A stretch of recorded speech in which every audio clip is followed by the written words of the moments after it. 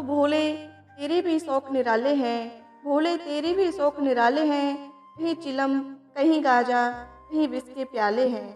जय श्री कृष्णा दोस्तों, और आप देख रहे हैं केयू टीवी यूट्यूब चैनल।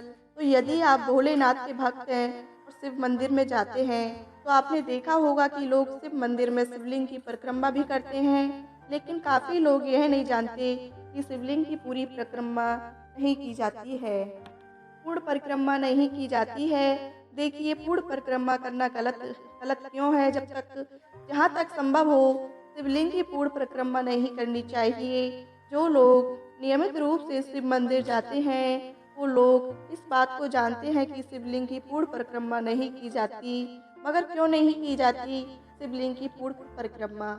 इसका कारण बहुत ही कम लोग जानते हैं। शिवलिंग की आदि परिक्रमा के पीछे यह कारण है कि शिवलिंग पर जल चढ़ाने के बाद वह जल जिस रास्ते से बहकर जाता है उसे निर्मली कहा जाता है। जहाँ से निकलकर जल जमीन में बने गड्ढे की ओर आगे बढ़ जाता है। तो यदि शिव मंदिर में यह निर्मली ढकी हुई हो, आपको दिखाई नहीं दे रही हो, यानी कि गुप्त रूप से बनी हो, तो फिर आप पूरी परिक्रमा कर सकते हैं। ऐसे में आपको किसी प्रकार का कोई दोष नहीं लगता है। लेकिन यदि यह निर्मली खुली होती है, शिवलिंग से जाता हुआ जल आपको दिखाई दे, तो फिर आपको आधी परिक्रमा ही करनी चाहिए। किसी भी स्थिति में शिवलिंग की निर्मली को लांघना नहीं चाहिए, इसलिए अर्ध परिक्रमा का प्रावधान किया गया है। जिन शिवालयों में निर्मली की समुचित व्यवस्था नहीं होती है, वहाँ का जल साधारण खुली नालियों की तरह बहता है, और ऐसी स्थिति में उसे कदापि नहीं लांघना चाहिए। इससे भयंकर दोष लगता है। निर्मली लांघने पर भयंकर दोष लगता है। इससे जुड़ी एक प्राचीन कथा भी है, इसलिए ये कहानी ये आपके साथ शेयर करते हैं। ये बड़ी रोचक कहानी है, छोटी सी कहानी है, इसलिए इसे भी आप पूरा सुन लीजिए। तो आइए शुरू करते हैं। ये बड़ी ही प्राचीन बात है। पुष्पदत्त नाम का एक राजा हुआ करता था। यह पुष्पदत्त भगवान शंकर का शिव का अनन्य भक्त था। पुष्पदत्त नियम से भगवान शिव को रोजाना पुष्प अर्पित किया करता था। इसके लिए वो उत्तम सुगंध वाले फूल लाने के लिए किसी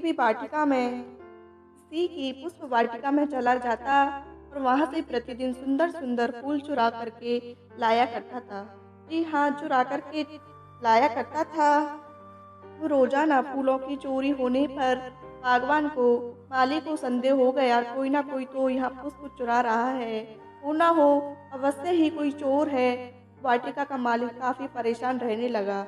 उसने कई बार कोशिश की कि चोर पकड़ा जाए। वो रात रात भर जागता, दिन दिन भर निगरानी रखता, मगर उसे बगीचे में आता हुआ कोई दिखाई नहीं देता। तो अंत में बागवान परेशान होकर पुष्प चोरी की बात बगीचे के स्वामी को बताता है। इस तरह से रोजाना चमत्कारी रूप से पुष्प गायब हो रहे हैं। फूलों की चोरी रोकने के लिए बगीचे का स्वामी वहाँ एक गुप्तचर को नियुक्त कर देता है, ताकि पता चल सके कि आखिर कौन है जो बगीचे से अच्छे अच्छे फूल रोजाना चोरी करके ले जाता है। गुप्तचर की व्यवस्था कर दी, लेकिन उसके बाद भी चोरी होती रही, क्योंकि पुष्पदत्त के पास अदृश्य होने की शक्ति थी। वह अदृश्य होकर फूलों की चोरी कर लिया करता था। अब सब कुछ सुचारू रूप से चल रहा था। गुप्तचर रोजाना निगाहें बिछा कर बैठा रहता, मगर उसे कोई भी नजर नहीं आता। एक दिन की बात है, पुष्पदत्त भूलवश शिवलिंग की निर्मली यानी कि जल प्रवाहिका को लांघ गया, और इसके परिणाम स्वरूप तुरंत ही उसकी अदृश्य होने की शक्ति समाप्त हो गई। लेकिन इस बात का उसे पता नहीं चल पाया कि वो अब अदृश्य नहीं हो सकता। अगले दिन वो अपने नियम से पुष्प वाटिका में पुष्प चुराने के लिए चला गया। पुष्प तोड़ते समय गुप्तचर ने उसे देख लिया और पुष्पदत्त पकड़ा गया।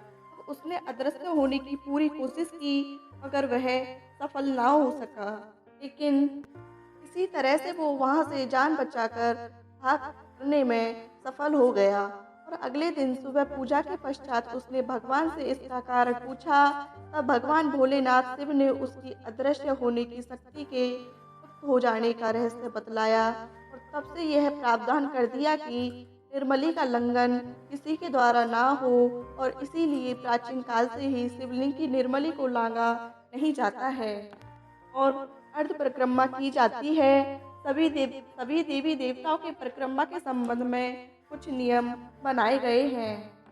दोस्तों, कैसी लगी आज की मेरी ये वीडियो?